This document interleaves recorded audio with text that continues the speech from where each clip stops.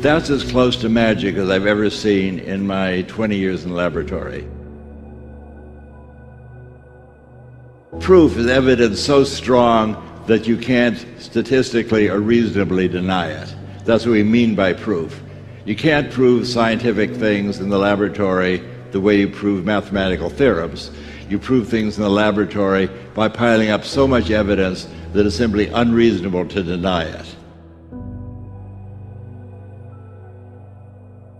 So the idea of proof is that when the government was doing tests, the NIH was doing tests to see if aspirin helped men avoid heart attacks, they did this experiment, and eventually the thing had such a large effect size, they stopped the experiment because they didn't want to deprive the poor controls of the benefit of the aspirin.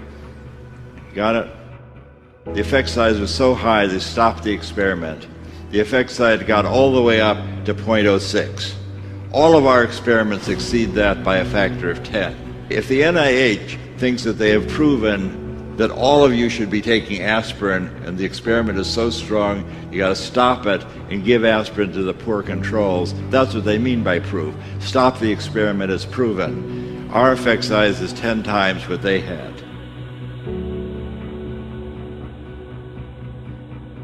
We did that for the CIA, Defense Intelligence Agency, NASA, and many, many other intelligence agencies, part of the US government intelligence system. The work we did at SRI involved things like finding a downed Russian airplane in North Africa with code books on it, locating a kidnapped American general in northern Italy, and we even looked at on a Chinese atomic bomb test 3 days before it was scheduled to go off and described correctly that it was going to fail. So we did quite a lot of useful things for the government during our 23-year program. The ability we're talking about is a natural psychic ability that we all have in spite of what you may have heard to the contrary. The ability allows you to quiet your mind and describe and experience what's happening in the future, and you can do that independent of the distance. It's no harder to describe what's happening in Soviet Siberia 6,000 miles away than it is for you to describe the funny object I have in my pocket. 6,000 miles away does not decrease the accuracy or the reliability as compared with something nearby.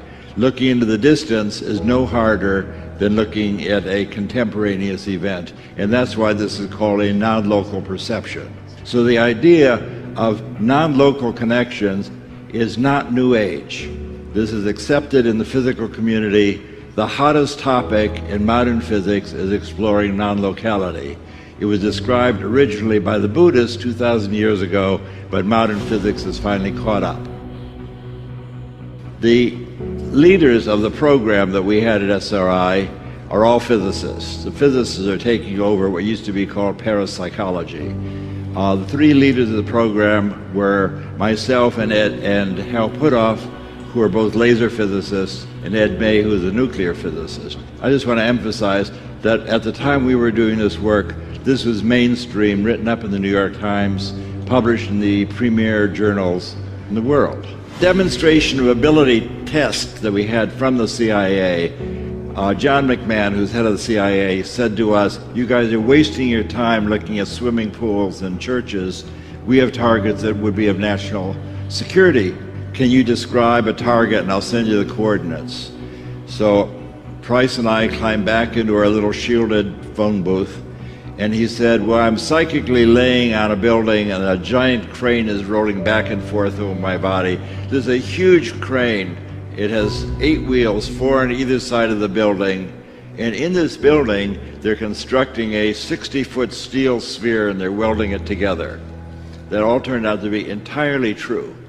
In fact, it was so true that after the steel sphere was verified, we then had a congressional investigation called by the House Intelligence Oversight Committee to see if there had been a security leak. But the Congress eventually said what we're doing is okay. We were supported by CIA and Defense Intelligence Agency and told to press on, and we pressed on for another 15 years.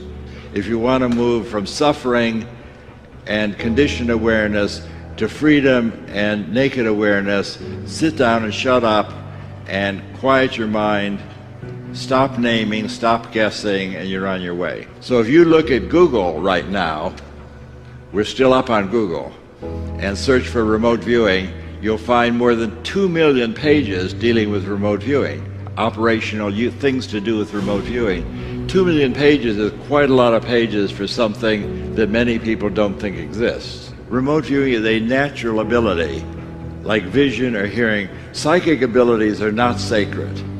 They're abilities. They allow you to experience all kinds of remarkable things. You do not have to give away your mind to be psychic. That's not required. You can be discerning and be psychic. I recommend that. So you have to decide now. I've given you a sample of what we did during the first decade of SRI. We did experiments for the government. We did operational things, finding all sorts of. We even looked in on the American hostages in Iran. So you have to decide, is the statistical evidence from our experiments at SRI strong enough to make you think that something like ESP really exists?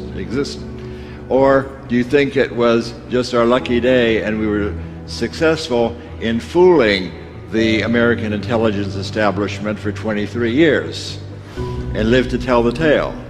Now, it's important for me to tell you that remote viewing is not a spiritual path.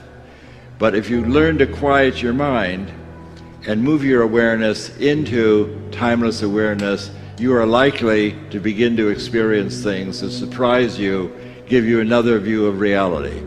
For example, if you look in the mirror in the morning and think that who you see in that mirror is who you really are, you're in for a lot of suffering, in my experience. My opinion is that who you really are is non-local awareness, independent of space and time. You are that awareness that allows you to move your experience, to move your consciousness, to move your perception anywhere in the world, independent of space and time.